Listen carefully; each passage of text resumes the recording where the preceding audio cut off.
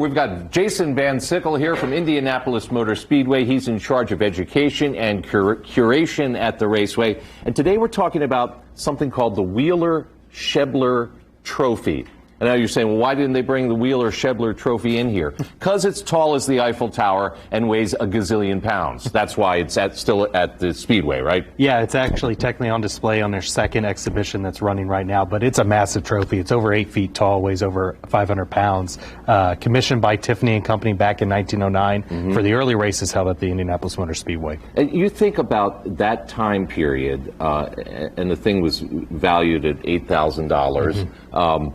But what an incredible prize to win in that era. Yeah, it has a pretty interesting history for the Schebler 300-mile race in the early days. But then in 1913, once the 500 started rolling through, they actually reintroduced it as a prize to be given to the car owner if the driver was leading at the 400-mile mark of the race. And what I like, the part of the story is, if you were to be leading at the 400-mile mark 3 times, you get the trophy for good. Yeah, it took a little bit, but Harry Hartz, who was a former driver but then turned car owner, would win 3 consecutive years from 1930 to 1932, and then it retired the trophy. Okay.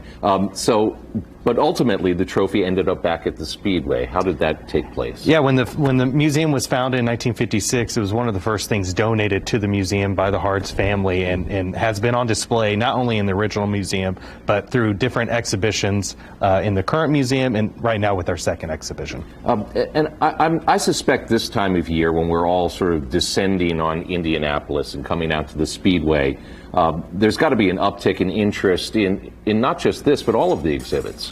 Yeah, I mean, the museum is a catalyst of the history of the IMS, and when we invite all the guests through the month of May, the museum is a must-see for those guests. How much of an opportunity do you get to interact with the public after they see an exhibit that you perhaps are particularly proud of? You know, what makes the Speedway so special is the family bond and the stories that everyone has. I mean, it's great to hear people's decades-long stories, or even first-time people, and that's something that we cover in our Traditions exhibition also.